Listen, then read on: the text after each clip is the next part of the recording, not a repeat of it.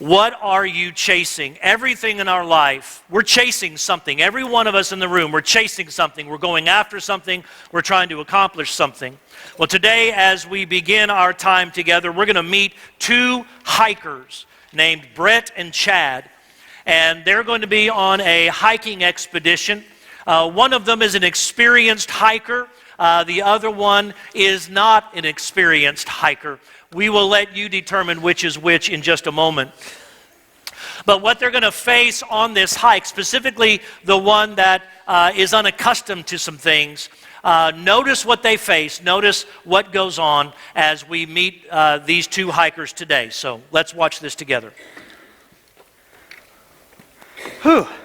I am ready for this hike. Me too.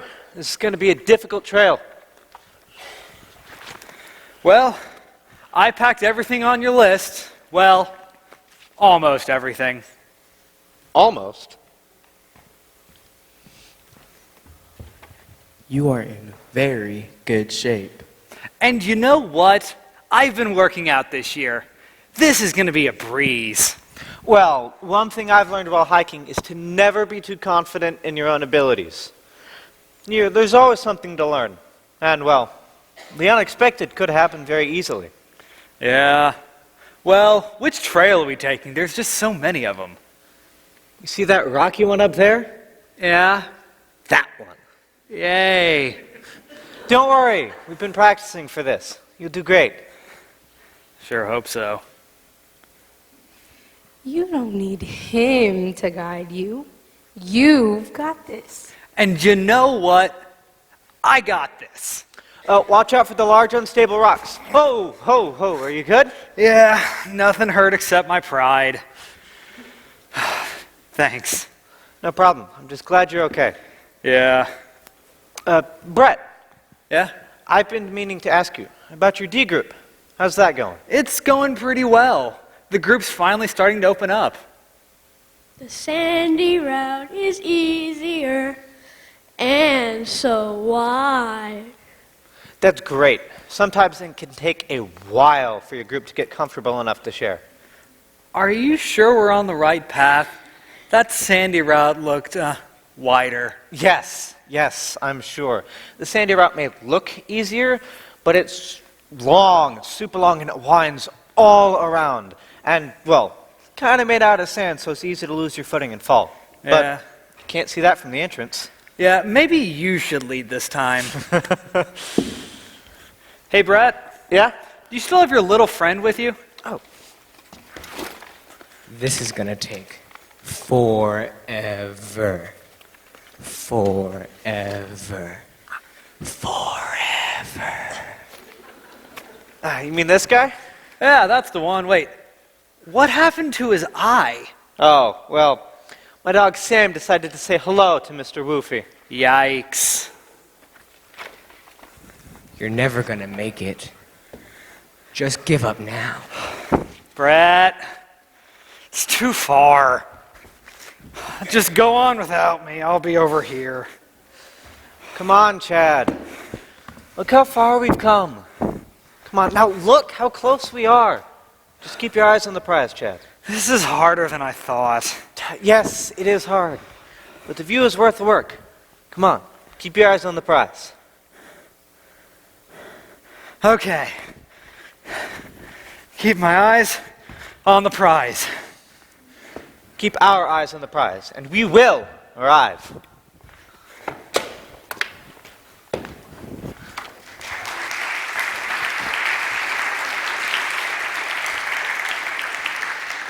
Today we have a very important lesson out of Philippians. And so I invite you to join me over in Philippians chapter 3.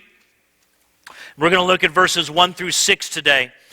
It's very important because today, if we get this wrong, there's a lot at stake. If we're getting it wrong personally, if we're getting it wrong in our church, there is just a lot at stake. This message today, this whole chapter is going to remind us of some very critical and important things because we need to know who we're chasing. We'll need to know why we're chasing Him, because in our life, just like in that skit a moment ago, we have a lot of distractions. And we have a lot of people, places, and things that will distract us from who we should be focusing on. They will lead us astray from the one that we should be chasing. So in Philippians chapter 3, follow along with me, beginning in verse 1.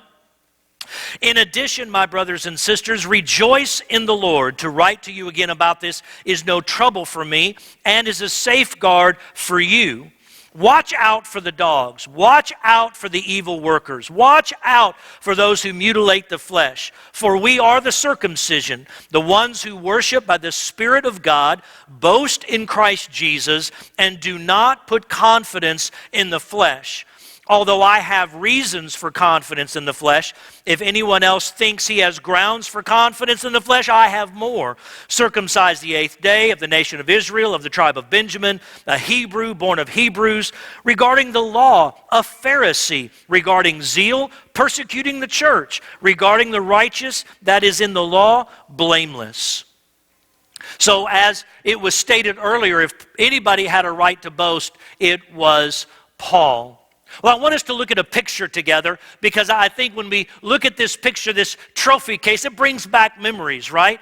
It may not be, it's not a picture from your school, not a picture from my school, but just thinking about the trophy cases. Some of you were star athletes, some of you were academians, some of you were involved in things, and you got trophies, and it was always such a joy to have that announced at school. Hey, you know, this team won a trophy, and then you get to see it in the trophy case, and it just brings back some memories of all the trophies that you may have been a part of winning. Maybe it was a trophy for your single event, or maybe it was a team event, but you get the pictures. And it's in the heat of the competition, in that moment when you're in the process of winning these, they mean a lot. I mean, if I went back to my high school, I would hope that the 1984 to 88 trophies that we won in the band would still be there. It was important to me then, but is it as important now? And I think that's the thing we have to consider in our lives. Are they just as important now? I mean, sure, they're of great importance then to hold up the trophy and to get your picture in the paper and to do all this other. It's fascinating, it's fun. But now, when we look back, is it as important?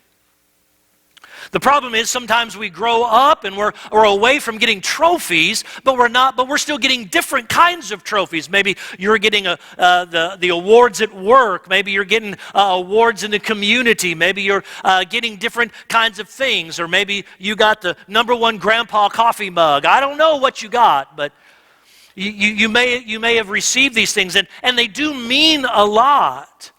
But the focus of our lives should not be on the acquisition of trophies. There's a time and a place for it, and it's fun, and I get that. But there's a big difference in simply looking back and living today. And we've got to make that distinction. It's fun to look back. It's fun to go back and to see what was. But we can't live in the past. We have to live in today. And if we're always looking back, we can't look forward, and we're actually going to be in a crash. You see, there's a big difference in who's getting the glory. The truth today is simple. Be careful where you put the glory. Be careful where you put the glory. Different things happen in your world. Different things happen in your life, in your family. Who gets the glory for those things? It's real simple, and it's a big distraction. The devil wants you to consider your part in that process. The devil wants you to consider what you did, what you sacrificed, what you gave up, what you accomplished, how you made that happen, when in reality, it's God who gave us everything that we have. It's God who provided us opportunities. It's God who gave us the talents. It's God who gave us these chances. And so we have to ask ourselves, who's getting the glory? And when you begin to look in your life, when you begin to listen to the words that you're saying, when you begin to listen to the words other people are saying, you start to get a glimpse of who's getting the glory in their life. And are they giving it where it needs to be? See, it's real simple. It's real simple what this means. You can put the glory in yourself. You can put the glory on yourself. You can be, look at me, look at me, look at me, look at what I did, look who I am. And you're going to get whatever you can accomplish. Or you can put the glory in God. You can put the glory on God. And in those moments, you can begin to get what God can give. And I don't know about you, but there's a great big difference between what I can do and what God can do. And if I'm neglecting God, if I'm saying, hey, it's all about what it's my talent, it's my passion, it's my ability, it's me, and the focus is all on me, if we do that, we're running some great risks of loss in our lives. Because sooner or later, we're going to break down. Sooner or later, we're going to fail. Sooner or later, we're going to come up short. And then what happens? And that's the problem when we put the glory in ourselves. You say, well, I give God the glory and I still have bad things happen. True. Bad things happen in this world, and that's a sermon for another time. But the moment and the truth today is, where do I put this glory? And you may ask yourself, what difference does it make? What does it matter? Because if we get that wrong, if where we're putting the glory, if we get it wrong, it's going to shape all kinds of areas in our lives. If we get it wrong, if we start putting the glory in ourselves and stop putting glory in God, if we start to take on that glory rather than reflecting it back and saying, no, it's not about me, it's about God.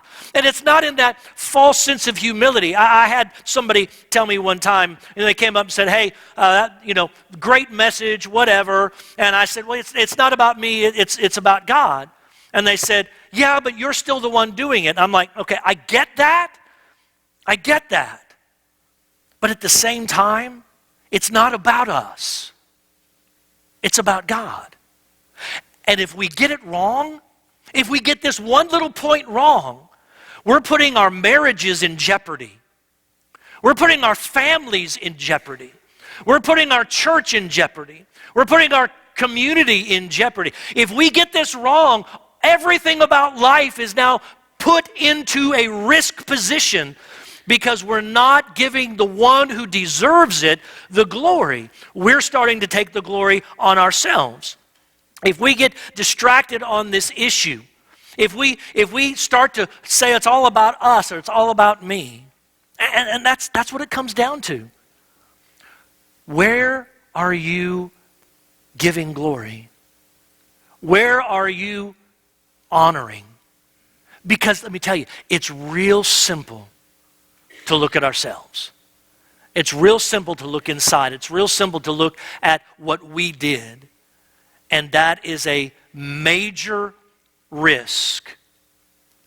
Putting the glory in yourself instead of God is kind of like this. Imagine this. You're driving down the road. You're driving 75 down a crowded highway, texting with 4 kids in the back seat and no seatbelts in the vehicle.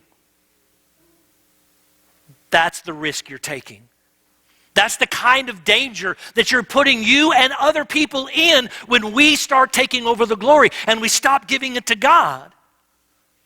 You say, well, that's extreme. It is extreme. This is of extreme importance. And the whole distracted people are going to miss the whole point. This is what Paul is saying in verse 2. You got to watch out for the dogs. Watch out for the evil workers. Watch out for those who mutilate the flesh. They're completely distracted.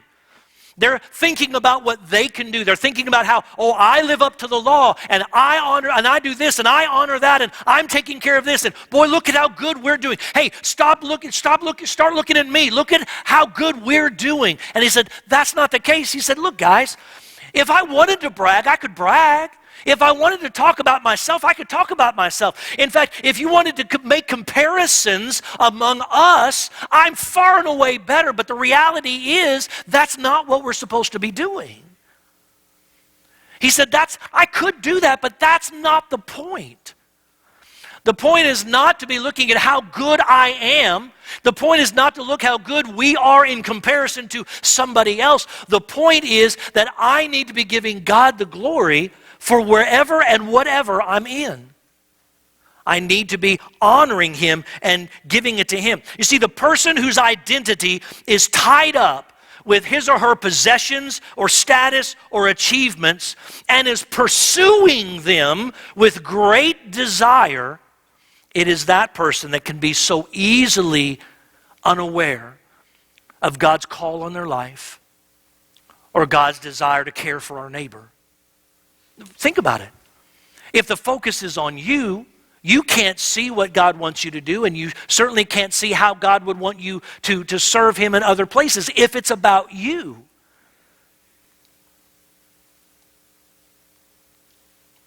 Let me share with you six common areas that we sometimes focus on. We're pursuing these things. It's in these six things. Here's what we say. Here's what we may hear from people. If I just had a little bit more of any one of these, life would be better. If I just had some more of this, then it'd be great.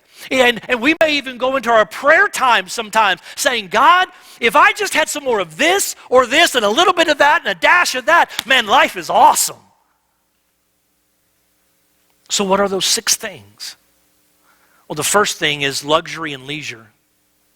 Luxury and leisure. We're chasing this so often. We pursue it. Now, I'm not saying, now don't hear what I'm not saying. Leisure time and luxuries are not wrong.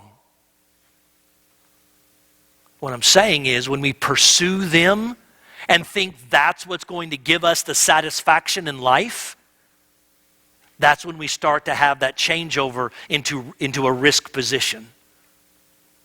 When we start thinking, I just need more of that. I need to do more of that. I need to have more of that. Let me tell you something.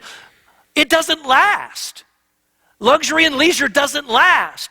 Let me tell you, the things that I like to do in my 20s, I can't even do in my 40s. Hello? And I fear for what I can't do in a few years.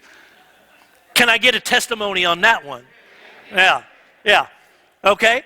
And what didn't hurt in my 20s is starting to hurt now. I praise God. I give Him honor for naproxen in my life these days. But here's the deal. But luxury and leisure, it doesn't last. It's going to break down, or it doesn't happen, what if it doesn't happen? Can you find peace in your life if that doesn't happen? Because we have to come to an understanding. It's a tool, and praise God when He gives us those opportunities. Whether it's vacations or jet skis or boathouses or RVs or whatever your luxury and leisure may be, whatever, praise God that we have them to chill out, to relax, to have just a moment of downtime. There's nothing wrong with that.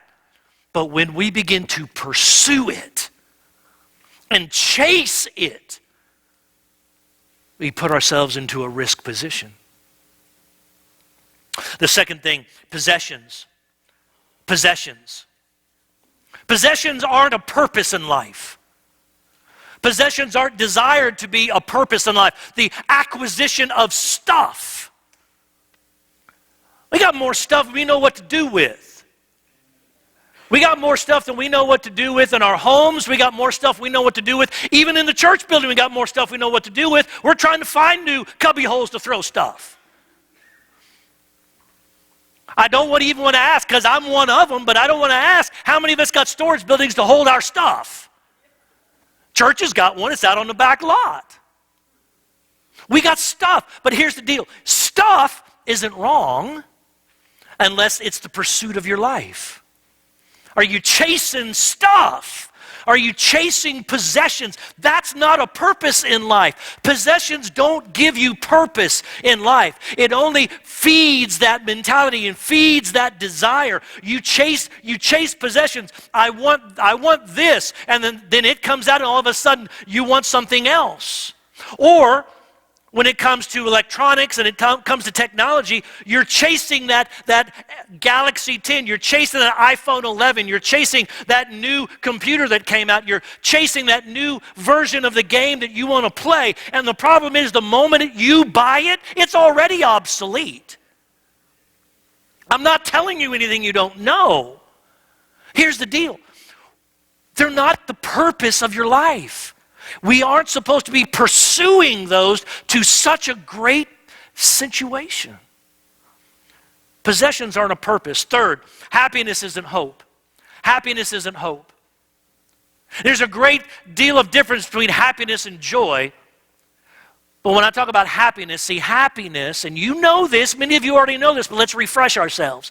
Happiness, I can be happy or sad, and it's based upon a situation.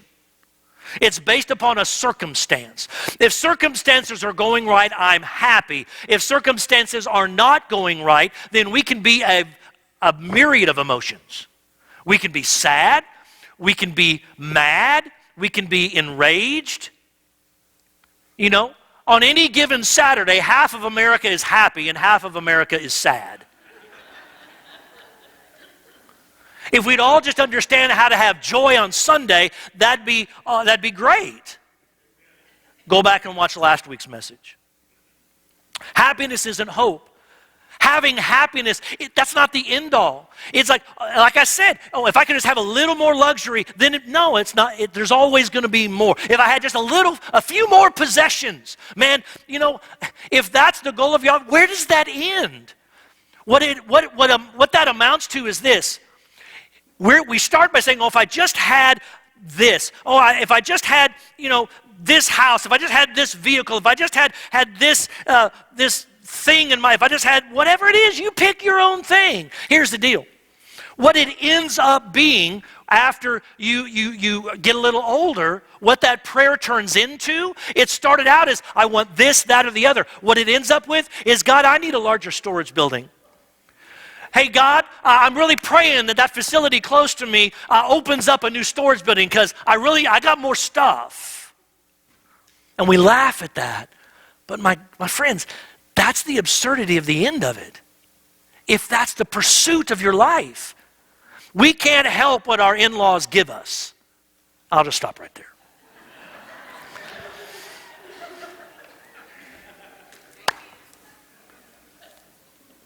Happiness isn't hope either. Trying to find happiness is like herding cats. You're always going to be chasing it, and it's never going to be attainable. It's always going to be just out of reach. Happiness isn't hope in your life. If you think it is, you've moved glory into yourself, because happiness isn't hope. You're not going to somehow get happy enough that now I have hope. There's only one way to get hope, and we'll get there in a second. But happiness isn't supposed to be the pursuit of our life. Money doesn't provide meaning in your life. And we all chase money because we all need it. It's the currency of life. I mean, this is how we do anything we want to do. If we want to have lights on in here, we got to have money. If we want to have AC in here or heat in the winter, you got to have money. If you want to have staff, you got to have money. If you want to have printouts, you got to have money. If you want to have a parking lot, you got to have money. If you want anything, you got to have money. If you want to have that in your own home, you got to have money. Money, I tell you, this is why it's the root of evil, because of where it leads us. It in itself is not evil, but where it can take you is. Because we chase it. And we think, if I just had more money, somewhere inside of us the devil has distracted us, he's lied to us, and he has told us you need just a little bit more, and then you'll have a sense of meaning in your life. Money doesn't provide meaning in your life. It provides you an opportunity to survive in this life, but it doesn't provide you meaning. You're not going to find meaning in your money any more than you're going to find pleasure in your possessions or hope out of your happiness. It's not where you find it. Number 5, pleasure isn't peace. Pleasure isn't peace. We live, the big word for that is hedonism. Pleasure isn't peace. Finding pleasure, pleasuring yourself, pleasuring other people, pleasure in it. Pleasure doesn't bring you peace. Pleasure actually is going to bring you pain more than it brings you peace. If it's the pursuit of your life, if easy life, pleasure life, whether that is pleasure in luxury or possessions or happiness, or pleasure in the sexual realm, or the end of a bottle, or the bottom of a joint, whatever, you're not going to find peace when you're trying to chase pleasure. Oh, preacher, does that mean that we're not supposed to have pleasure in our life? No. Jesus gives us a lot of pleasure in our life, but it's not going to provide you, in and of itself, it doesn't give you the peace that you're trying to find. It's not going to give you the peace that you really want. There's just one who does that. And number 6, status isn't satisfaction. Status isn't satisfaction. Getting to the top of the food chain in society is not going to give you the satisfaction that you think it will. And oftentimes we find this, we want to say, oh, that's a high school thing, but they're chasing status. Come on now, we all chase status sometimes. We want to be well known, or we want people to give us that pat on the back, or we want that extra word of appreciation, and we want all these things. And we think that if I reach a level up here, if I move up just a little bit more, maybe it's in the community, maybe it's in school, or maybe it's at work, if I can just reach a certain level of status, then I'll finally have that sense of satisfaction. No, you won't, because there's always one more thing. There's always one more thing to go after. There's always one more thing to chase, one more thing to have. And I tell you, if we focus on these 6 things, my goodness gracious, we're going to be wrung out trying to chase 6 things. Chasing all these things isn't going to help you. If we think we've done it and we work through all of these things, if we think we've done it, we run the risk of confusing God's work with our own, and God's glory with our own. And so we have to be extremely, extremely careful with what we're doing. So what does Paul tell us to do? In verse 2, he tells us to watch out. Watch out for them. Watch out for the dogs. Watch out for the evil workers. Watch out for those who mutilate the flesh. And the point of that is, be aware of what's going on around you. Be aware of the distractions. The hiker in the skit today didn't know the distractions that were there. He didn't recognize that he was having all of these distractors float around in his head. And while they were represented by people on the stage, these were just thoughts going through his head. And I confess to you, I have them, don't you? We all have these thoughts that run through our head. Doesn't mean you have to act on them. And that's the difference in temptation and sin. Is the devil's going to always put stuff in front of you. What you do with it is whether it's sin or not. So you got to be careful. Watch out. Be aware. Then he tells them 3 other things to do. Worship by the Spirit of God. Worship by the Spirit of God. And that's an everyday thing. Yes, we gather together and we call this worship, but worship is a lifestyle, is really what it is. It's a lifestyle, worshiping God in my everyday life, worshiping God every day of my life, worshiping God, giving God the glory for whatever's going on in my world today. And then we gather together on a weekly basis, and we gather together so that we collectively worship God. We collectively give God the glory. We collectively hear from His Word so that we can examine our hearts and our lives and ask ourselves, by the power of the Spirit, God, what needs to change in my life? God, show me what needs to be adjusted so that I honor you and glorify you, so that I worship you. That's what we do. And he says to boast in Jesus Christ. To boast in Jesus Christ. And then Paul will go on in a second to explain how he could boast in himself, but he chooses to boast in Jesus Christ. That's giving God the glory right there. Instead of saying, look at me, look at Jesus. Just be that deflector. Somebody tries to throw glory onto you, you just deflect it and say, no, it's Jesus, it's not me. Now, we have to be careful, watch out for this, because here's what can happen.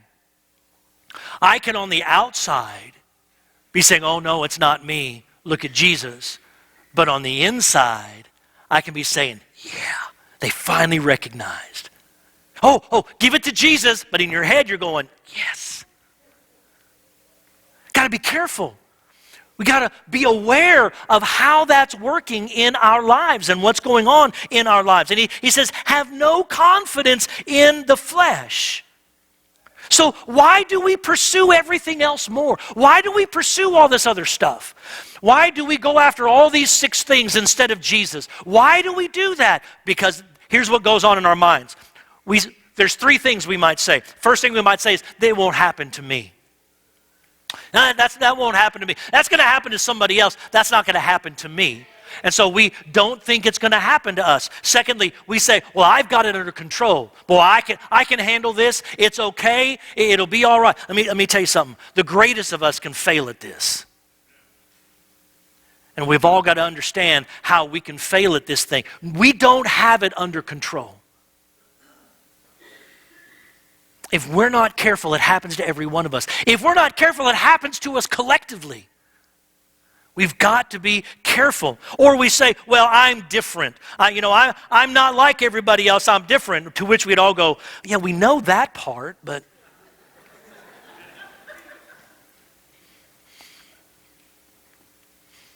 So we all get confused.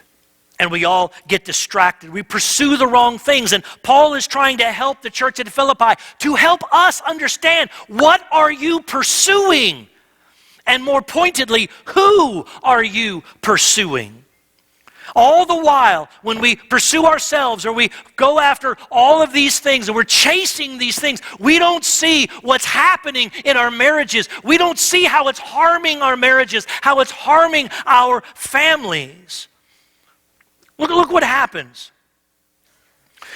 If we chase luxury and leisure, look what happens. This creates an unhealthy expectation. If you're chasing this and chasing this and chasing this, look what happens. You get to a point of what you like, but then you're creating that expectation for the generation behind you. Bigger, better, brighter, whatever. Jump higher, run faster, whatever. We run that risk, and we're creating unhealthy expectations. We always want something more. We always want something better. If we chase possessions, they're not a purpose in life, and we lose our sense of moral compass. We lose our North Star, because possessions are always changing. Possessions, Jesus said, don't store up things where moth and rust can destroy, but store up your treasures in heaven. Why? Because that's where moth and rust will not destroy. Our possessions are going to break down.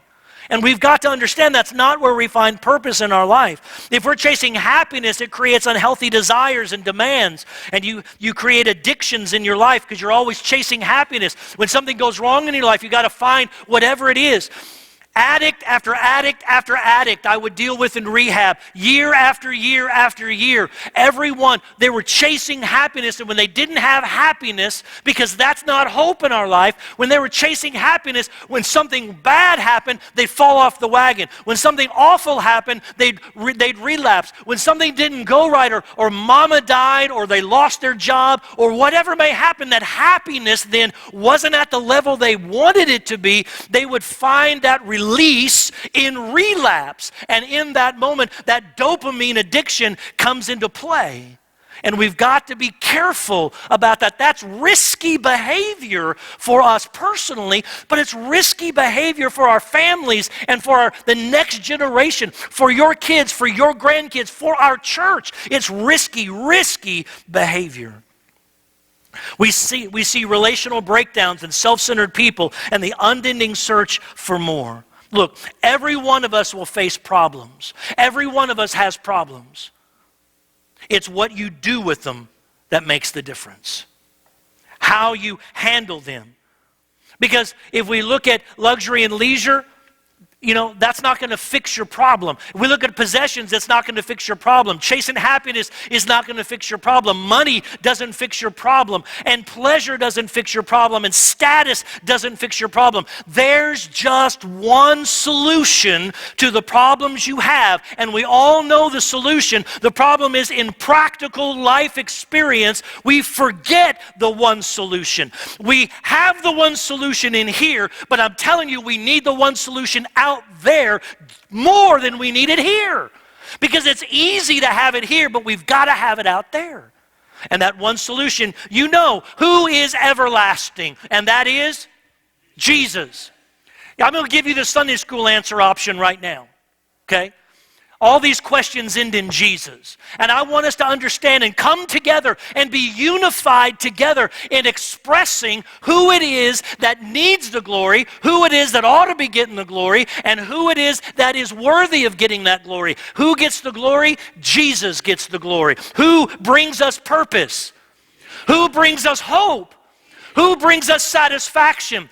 Who brings us the things of life that we need?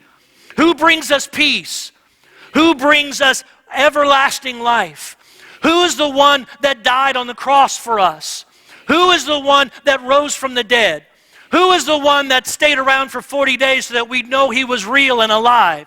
Who is the one that's coming back? Who is worthy of it all?